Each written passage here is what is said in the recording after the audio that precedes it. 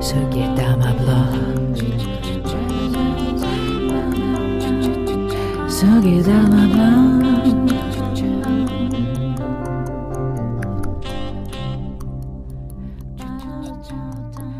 Hey everyone, welcome to the episode number 9 of Sugidama podcast. The podcast about Japanese sake, the drink that is still an enigma for many. That's why I'm doing this podcast and writing my blog. I want to make it easy for everyone to choose and drink sake. I want to let people know how wonderful sake is and that they miss a lot if they don't consider it worth trying. Today we're up to a longish episode because it's a very interesting interview with my friend and the teacher Hilton-Johnson from Tengu Sake.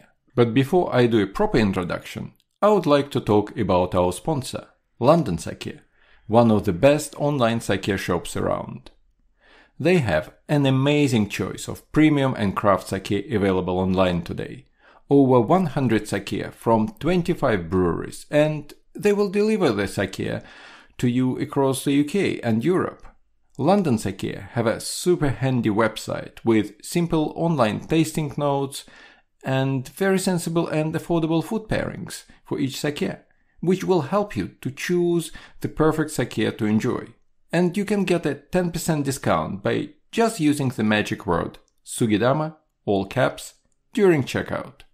London Sake, making sake simple. I also want to mention that yes, London Sake are sponsoring this podcast, but I would never promote anything I wouldn't like or believe into. I'm doing this podcast not for money, but because I want more people to enjoy sake. So I'm absolutely honest in my praising of London Sake. Another thing I would like to mention is that I've got another 5-star review. Yay! It's from R. Pashak. Sorry if I'm pronouncing it wrong. From the UK. So, here you are. Love sake? Want to know more about this fascinating beverage? Look no further. Alex has it all. Buckets of knowledge with a touch of poetry. Can't wait for more episodes. Thanks a lot. So moving, especially about poetry. I guess my poetry writing in my teens still shows. So, if you want your review read on this podcast, don't wait. Go to Apple Podcasts and write something preferably nice. Oh, one of my listeners pointed out that subscribing and leaving reviews on Apple Podcasts could be a bit tricky. He even provided the instructions how to do it. I don't use Apple myself, but I trust him. So you have to go to browse and put in Sugidama to find the main podcast page. On that page, you can subscribe by clicking the 3 dots menu and hitting subscribe. You can also scroll right to the very bottom of that page and see reviews and leave your own review. Can't be easier.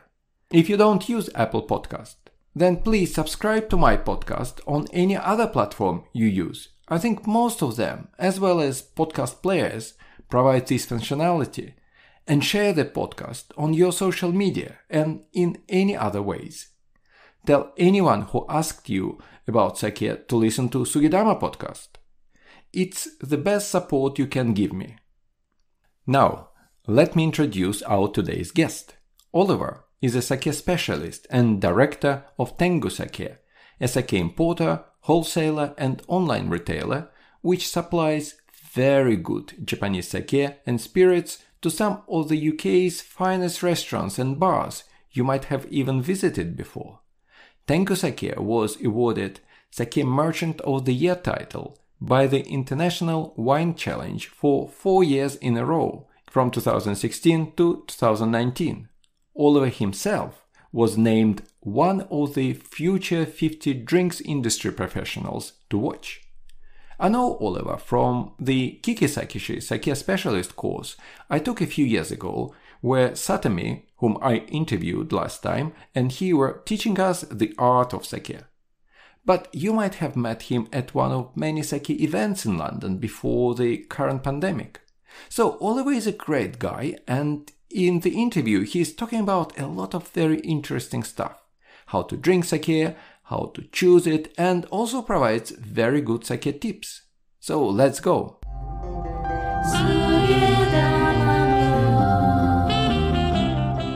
Hello, Oliver. How are you? I'm very well, Alex. Good to see you over Zoom, but also hear you. Yeah, I'm good. How are you? Yeah, I'm all right. Thanks a lot.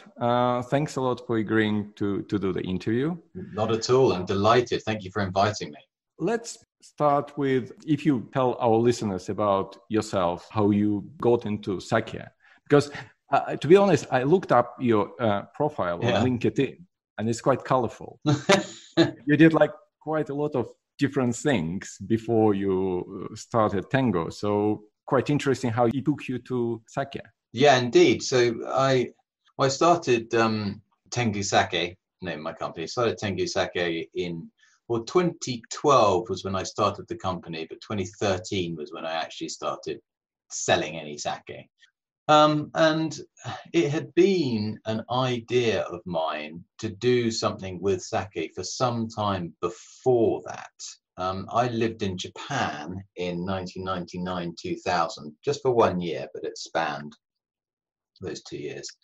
And I, cut a long story short, kind of fell in love with Japan as a consequence of living there for a year. But my first experience with sake in Japan was the kind of what I hear many people saying their first experience of sake is, which is just not very good quality, really hot, aggressively hot sake. And, I was only 18 years old, 17, 18 years old at the time. So I tried it and I was like, wow, okay, that's not for me. And I kind of made a mental note to never drink sake again. And then actually when I came back to the UK, I remember I went out for dinner with a friend of mine and his dad. And his dad was a real, not sake connoisseur, but real sake enthusiast. And so he was excited to have someone that, had been to Japan. And so he said, oh, you must love sake. I said, no, it's disgusting. I hate it. And he was like, you're an idiot. Try this, try this, try this. And he just put, I can't remember how many, but probably 3 or 4 or 5 different sakes in front of me at this restaurant. Sadly, the restaurant's closed now, but it was a good quality Japanese restaurant. I tried all these different sakes, and they were completely unlike the one I tried in Japan. And I was like, wow, this is phenomenal. So that kind of sparked my interest, and I got more and more and more and more into it. And I sort of taught myself as much as I possibly could from books and things like that. And then I started doing courses, all sorts of stuff. But the more I kind of learned, the more frustrated I got with how difficult it was to find sakes in the UK and how difficult it was to find that information about it. And despite me knowing all the special vocabulary, like, all the stuff it's quite obvious, like Daiginjo and Junmai, and me kind of theoretically understanding the difference between the two, I didn't necessarily know exactly what is this sake going to taste like. And as we know, there's a huge spectrum of flavor within just one category. So I started to get more frustrated with it. So I started doing plans and making a business plan to try and do something about it, in so much as import it myself. That obviously took me some time to get together. So anyway, after I came back from Japan, I went to university. Then after university, I went to drama school, and trained to be an actor. And I was an actor for about 5 years. And then whilst I was acting, I was also, doing all the stuff I described to you with learning about sake. Then after I finished acting and decided, right, I'm going to do something with sake. So there's about a 2-3 year period in between that, between quitting acting and starting the sake. And during that period of time, I worked for the Science Museum in London and ran their volunteer and membership programs. And whilst doing that, was writing my business plan and educating myself and all about sake. And I worked in an Italian restaurant for a while to learn about, what the needs are for people on the floor and how they work with booze and all that sort of stuff. So yeah, it was an invaluable kind of learning experience with that. And then once I felt I got everything in order, I started 2012, 2013. Yeah, but that's how I got into sake. It was an original love of the drink, well, original disgust, then kind of epiphany, growing love of the drink, and then frustration about the UK market and deciding to do something about it. Yeah, it's quite interesting because I hear, obviously it's a very common story about how people got into sake, but it's all not only for foreigners, non-Japanese. A lot of Japanese people also got into sake through the first bad experience, and then for some reason trying it again as a completely different drink. And I think Satomi also told me this very similar story. She hated sake. Yeah. And she was working at a restaurant, and they told her, "Now you have to try it before, because you have to recommend it." Yeah. And so it's quite common sort of theme about sake around the, not only for foreigners but also for Japanese people. I think that's right. I mean, there are so many misconceptions about sake and so many misnomers about it that I think people really do have that kind of epiphany moment. And there's such a spectrum to the flavor and style of sake that you can try a whole bunch of sakes and decide you don't really like it before you find one that really changes your impression of sake. Yeah, exactly. And you're like, oh, okay, actually, there might be something to this drink. And then you start understanding what your likes and dislikes, just like with beer or wine. You know, there isn't really anyone that likes all wine or all beer. And maybe they've tried stuff that they really, really hate and stuff that they really, really love. But over time, you understand what you enjoy and what you dislike, and you obviously start to investigate the stuff that you enjoy more. Yeah, it's true. Let's move to some kind of basics of sake. So sake is it's transparent and is drunk from small cups. So do people sip it, or do they do shots? Good question. So yeah, sip. Although there are plenty of people that do in Japan even do shots. I mean, the small glass thing or the small cup thing is really just happens to have been the way the culture has evolved. If you look in the East at pretty much any, if you look at the cups that people drink tea out of, or the cups that people drink alcohol in general out of, traditionally, they're these small ceramic, sometimes glass vessels, and that's just the way it's evolved. But that's got nothing to do with the alcohol percentage or content. As we know, sake has an average alcohol content of about 15%. Some are much lower, some are a little bit higher. The legal maximum is 22, but by far the majority are in that 15% kind of region. And so the small cup thing makes no bearing on the alcohol content. I would say to your listeners, you don't have to drink sake out of small cups. Whenever I do consultancy for restaurants, I always tell them to think about 3 different things when they're working out how they're going to be offering sake in their establishments. And those 3 things are traditionalism, then the best vessel for the glass, and the last one is kind of drama or theatre. So, and I think actually the same thing applies at home.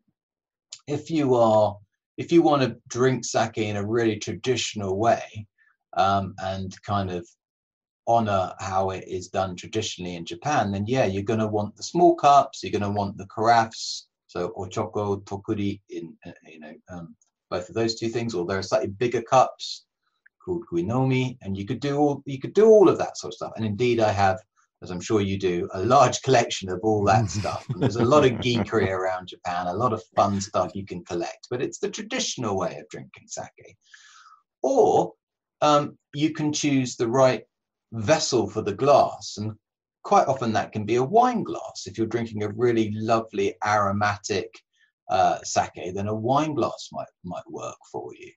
And then finally, the last thing is kind of drama or theatre, and I guess that again is to do with the carafes and this, that, and the other, and possibly less relevant at home. But really, the message is you can drink sake out of anything you want. It doesn't matter really. It's whatever makes you, the individual who's drinking it, feel happy. If you just want to stick it in, drink it out of the bottle, or stick it in a wine glass because that's what you've got, or a mug, whatever. But of course, drinking it out of the traditional stuff, the cups and this, that, and the other, that will go some way to making the experience itself more kind of enjoyable and special and authentic. And I know I enjoy using all that stuff because it makes it special and exciting. But yeah. That was a fairly long-winded answer to your question of whether you sip it or shot it. The answer is sip it. I always say sake is brewed like a beer, but enjoyed like a wine. So the mentality that we as Westerners have towards wine, it's very much the same mentality the Japanese have towards sake. So, socializing, having it with food, relaxing at the end of the day, all that sort of stuff. Same with sake. Okay, great.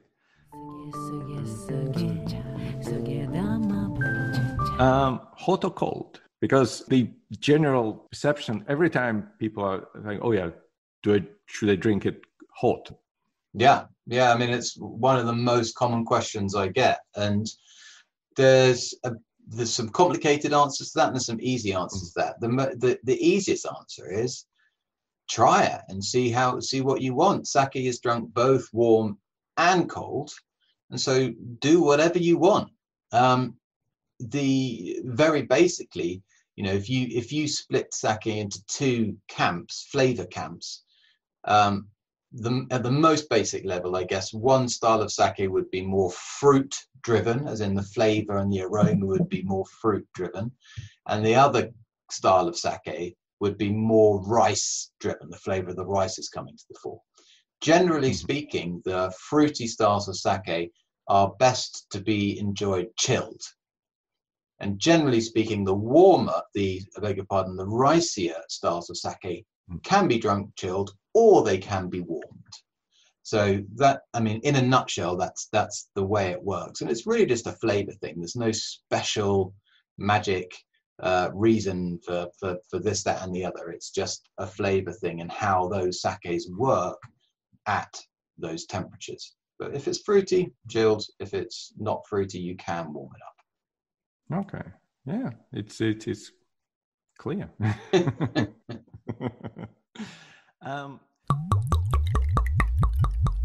Do you drink sake with food or on its own? I think you can. I mean, there are so many different types of sake, tens of thousands of different types of sake. And so, I was just judging the International Wine Challenge, the sake part of that last week, and there were some fabulous sparkling sakes that would work really well as aperitifs just on their own, or on the other end of the spectrum, there are these big, rich, dense, umami-filled sakes that you can drink on their own, absolutely, but they beg food. And part of the joy of sake are the food pairings you can do, and the way both food and sake work together to make a kind of that the overall experience is bigger than the sum of their parts. I think that's one of the unique things with sake. But you can certainly enjoy it on its own, and just as I was saying, enjoy like a wine. You can have it just to unwind at the end of the day, a nice glass, or you can have it with food or whatever. In Japan, there's very much a culture, just as there is in mainland Europe, really, of whenever you drink, you have a little nibble alongside. It seems to be a curious phenomenon of the British that we like to drink without eating anything. Oh yeah. But I would, even if it's just little nibbles, little nuts or crisps or cold meats or a little bit of cheese or whatever, always try that with sake. It's delicious. Okay. Yeah. So you can, I know that you can drink sake with basically any food. It doesn't have to be Japanese food, obviously. I was wondering what interesting combinations you had, like drinking sake with something that people say, "Oh, really?" Yeah, I mean, not the obvious one, but the one that I really enjoy for people that don't know about sake too much is sake and cheese, just because wine and cheese is such a common combination. But sake and cheese is really amazing. It's absolutely fantastic. And there's no cheese in Japan, really. I mean, there is now, but certainly when I used to live there was no cheese. And I was in Hokkaido, which is the most cheesy part of Japan. and there really wasn't any. So it's just happenstance that they go together, but they really do go well together. Other things that work especially well, I would encourage people to try sake with as many different things as possible. There's obvious things it's going to go well with, like fish, because Japan is a land of fish, and sake goes extremely well with that. But I think one of the most amazing things, really exciting things I've had sake with is anything with a lot of different spices in it. So any kind of Lebanese or Turkish foods with kind of spiced meats, or Indian curry is fantastic because there's so many different spices and ingredients in the curry, and so it makes a very complex flavor profile. And you pop sake into the mix, and that can really come alive, and it picks out different things. So for me, I really enjoy pairing it with foods that have this complex kind of spice profile. That's fun. Mexican as well, like enchiladas or tortillas or anything like that works phenomenally well with sake. Interesting. I've never thought about Mexican food. Yeah, try it. It's great. It's really, really fun. I should. Just remind you guys that Sugidama Podcast now sponsored by London Sake, an amazing online sake shop which stocks a very good selection of sake from very affordable to super premium, with accompanying tasting notes and food pairing suggestions. So it's quite easy to make your choice. Don't forget the magic word Sugidama, all caps, during checkout to get your 10% discount. London Sake, making sake simple.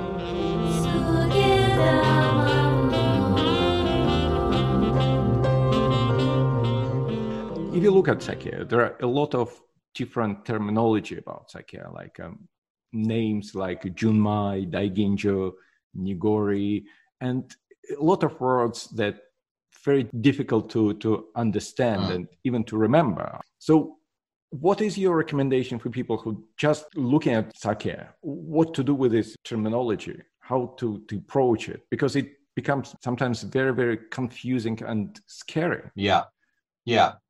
I mean, the more of the terms you learn, of course, the more you're going to unlock a new aspect of sake.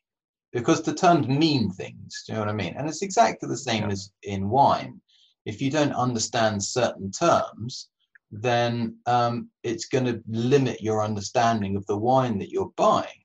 Now, to some degree, of course, and this is very much what I've tried to do with my website, is to try and get away from those terms as much as possible, and to make it more based on flavor and based on the profile of the sake and the food that it pairs with. And so that's what I've tried to do as much as possible on my website. And hopefully that works quite well. People can search by different flavor styles and temperatures and all sorts of things. But ultimately, if you want to get the most out of sake, you will sadly, well, maybe not sadly, but you will have to commit some time to learning the different terms. And you can do that, you can just learn a term every week or something and kind of focus in on that particular style of sake, or even a month. There aren't that many terms you need to learn before you understand the basics of sake. Now, the difficulty is, of the 8 kind of, well, I suppose you could say 9 with Futsushi, with ordinary sake, but there are 8 categories of premium sake. And if you learn all of those, then even, this is one of the frustrations that I had when I first started, there's a lot of variability and scope within each section of that. So if you look at a category like Honjozo, for example, which is the first rung of premium sake with added alcohol, even if you understand kind of intellectually and in theory what that means, and then you read books and they tell you the typical style of Honjozo is like this, you'll find that there's a huge variety within that, and there will be plenty of styles within that category, especially if you go to Japan where there's all this variety that aren't like that at all. And so it can be extremely frustrating. So I would, wherever you're buying your sake from, I would challenge, if I were buying sake, I would challenge whoever's selling it to really up their game and make sure the descriptions of the sake you're buying are up to par. So you know what you're going to get, because it's very disappointing to spend a fair amount of money on a bottle of sake, very excited about it, and get it, and it's not really what you're looking for. It's not exactly what you wanted. That can be a very disappointing experience. But just like with wine, it's just that we happen to naturally, because we grow up with wine, I guess, understand wine a little bit better than we do, well, a lot better than we do sake. So that is a difficulty. But that being said, if you do learn those terms, as I said, there's 8 major categories for premium sake. And then, I don't know, I'm guessing maybe another 10 terms that you could learn, which would really help anyone to understand what kind of style of sake they might be ending up with in their glass. Okay. Yeah, it's a good advice.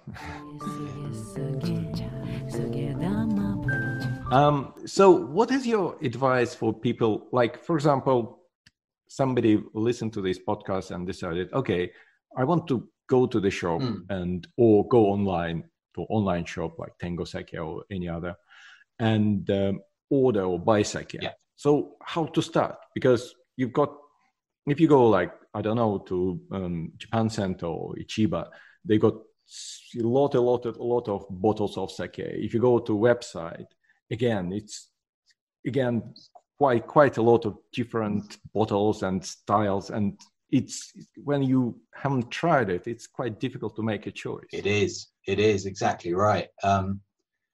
So I guess there's a number of different ways you can go about it. You can either think, oh, I want a particular sake that tastes like this, and so search for that flavor profile. Now if you do that, there are certain places that do it better than others, right? If you go to somewhere that really doesn't help the customer understand what it is they're going to be buying, then searching for a particular flavor profile is going to lead you to a dead end pretty quickly, because you're going to be picking up bottle after bottle after bottle, and nothing's going to help you whatsoever. So if you're going to search for flavor profiles, you either need to go to a shop where the staff know what they're talking about, or go online and be able to search by different flavor parameters. And I think that's what we do well at Tengu Sake. You can, search by, I want a rich style of sake and I want it warm, or I want a fruity style of sake, but I want it quite light but dry, and I want to drink it cold. And it will spit out different ideas at you. But you need to go to somewhere that's going to be able to provide that. If you don't necessarily have a particular style of sake that you want to buy, then the other way to do it is to look at kind of price and your budget. So if you go into a situation, say, I've got so much money that I want to spend, then you can start thinking, okay, so this bottle of sake is 50 quid. That's all my budget gone. Do I want to buy one sake for 50 quid, or there's this bottle for 30 pounds and this bottle for 20 pounds? And they're two completely different styles. Okay, let me try that. And then and from there you can begin to understand. When I was trying to do exactly what we're discussing here, which led to my intense irritation and why I wanted to start Tengu Sake, is I built this huge database. Spreadsheets, not database, a spreadsheet of all these sakes that I could get hold of in the UK, and I made lists of, and I because I wanted to understand the parameters, like, what does dry mean? Because I kind of understood it. My wine knowledge is so, but it was significantly better than my sake knowledge. And I understood what dry meant with wine and what sweet meant with wine, but I had no idea what on earth that meant with sake. Similarly, full-bodied and light-bodied. These are basic ideas. Yeah. And so I really tried to find sakes that would give me the extremes, so that I could say, oh, do you know what? I really like dry sake, or I really like sweet sake, or whatever it was, and I could work that out. That, admittedly, is a relatively arduous process.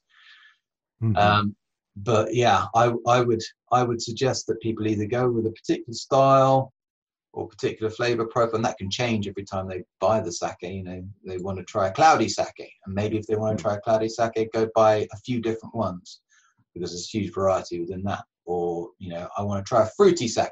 Okay, you go and try and buy that.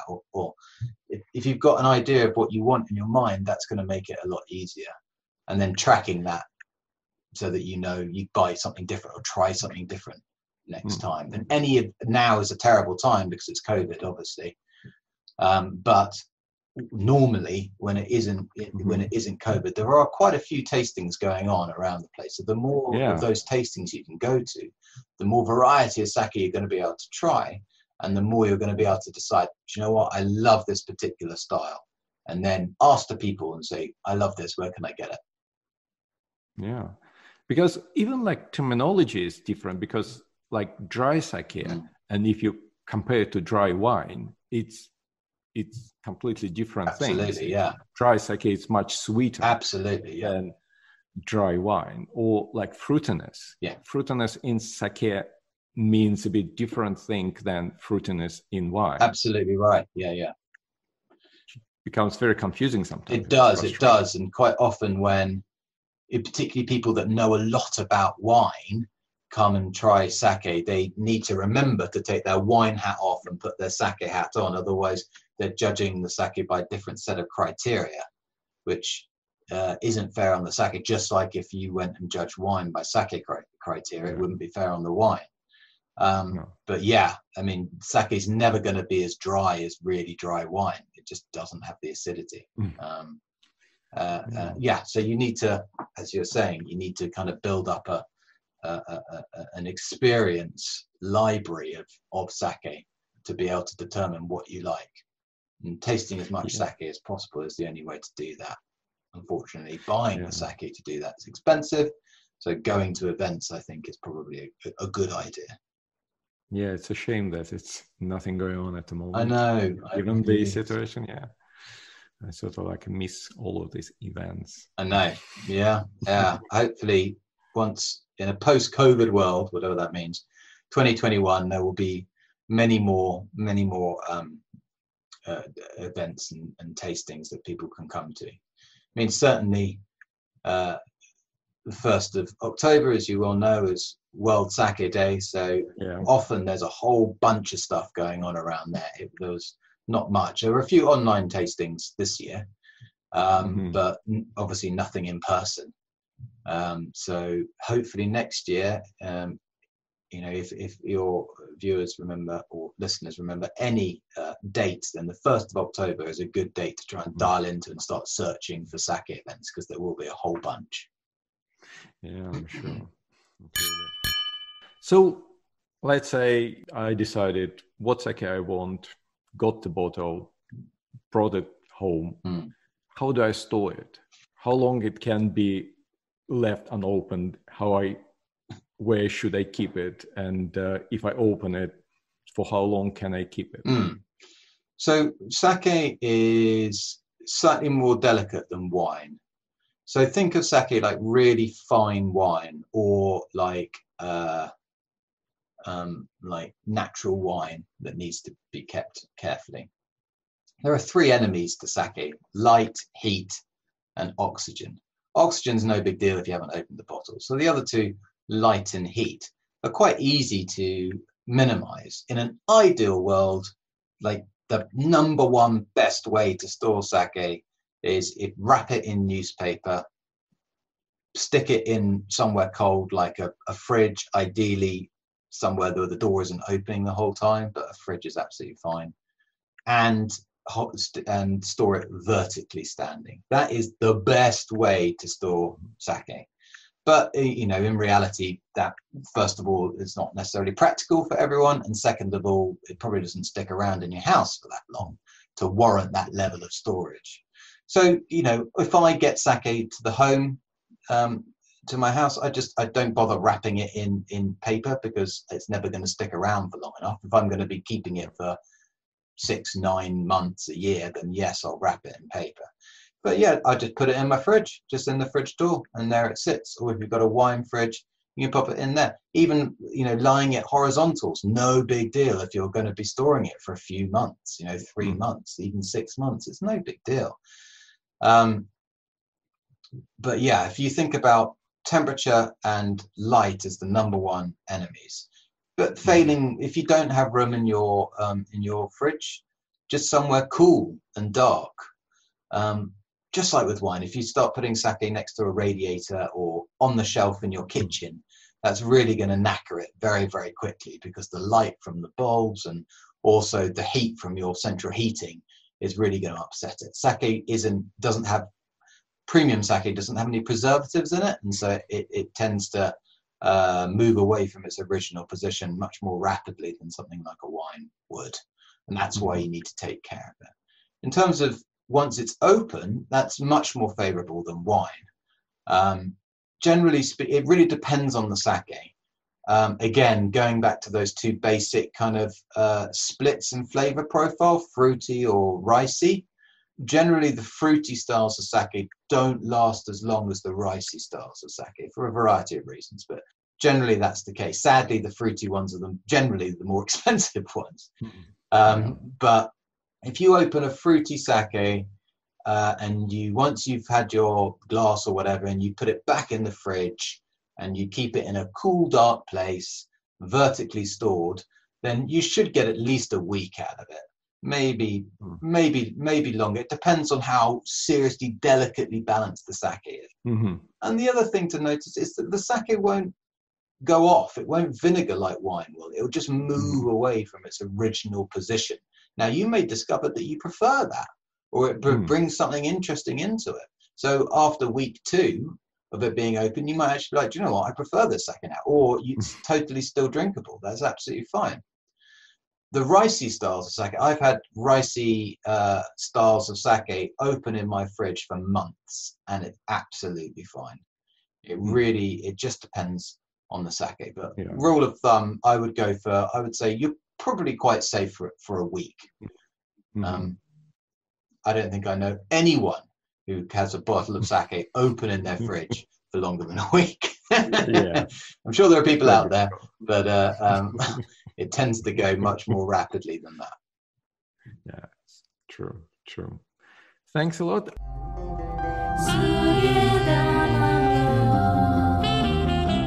Okay, do you have any special tips for people, for listeners? I guess I've got 2 very simple tips, and the first tip is not mine. It's my sake sensei's John Gauntner. He lives in Japan and America. He's an American chap, but he is many of the Westerners that have trained in sake have trained under him. His very basic number 1 tip is, if you hear the word ginjo, Ginjo, ginjo in the style of sake, then 9 times out of 10, that's going to be a fruity style of sake, and 9 times out of 10, it should be enjoyed cold. If you don't hear the word ginjo, then probably it's going to be a non-fruity style of sake, and you could enjoy it warm. Now, that's a massive rule of thumb, but it works most of the time. So that's his number 1 tip, which I tell everyone is their number 1 tip. It's kind of how to bluff your way through sake. If you remember one word, ginjo is the word to remember. And then my second tip is really to do with temperature, and it's very basically, if you're going to warm sake up, don't warm it up super hot. It's not tea temperature or bath temperature or anything like that. Very basically speaking, in the 30s, so between 30 degrees and 40 degrees, you're going to maximize sweetness and umami. Above that, 40 to 50 degrees, those will start to taper off, and you'll get more dryness. More dryness and a more simple profile to your sake in the 40s to 50s. So that's my tip for warming up sake. Yeah, I think it's great tips because it helps people to choose sake. That's the idea, Yeah, exactly, and how to drink it. So at the end of each episode, I usually recommend one sake. So would you like to recommend some sake? Talk about why do you like it, what kind of sake it is, probably if you know anything about the brewery, like few words and anything like that. So would you like a specific sake or style of sake? Yeah, specific sake. Okay. So I will recommend a sake called Phoenix, which is by a brewery called Tatenokawa. Tatenokawa are based up in the north of Japan, in Yamagata Prefecture. They're actually the only brewery in Japan to brew exclusively Junmai Daiginjo style sake. We haven't really delved into the different categories of sake, but suffice to say, Junmai Daiginjo is the kind of top level of premium sake, and they only make that style of sake, which is quite a strong decision by them. But they wanted to kind of try and make sake simple and dedicate themselves to mastering a particular style. So they only make Junmai Daiginjo, so naturally Phoenix is a Junmai Daiginjo. But what makes this a really interesting sake is it's a collaboration between Tatenokawa Brewery and the French rock group Phoenix. So Phoenix, the band themselves are sake fans, and the lead guitarist, when he lived in Paris, he lived above a shop called Ise, which is in... Oh yeah, I know that. Yeah. So it's very famous Japanese store in Paris, and the owner, a chap called Kuroda-san, he got to know the Phoenix band member and introduced him to sake and started to teach him about sake. Try this, try that, and all this sort of stuff. And it eventually evolved into Phoenix deciding to want to make their own sake, and Kuroda-san making the introduction between Phoenix and Tatenokawa. And so they started to make their sake together. Very, very sadly, Kuroda-san passed away before he could taste the sake that he had kind of curated and put these two people together to make.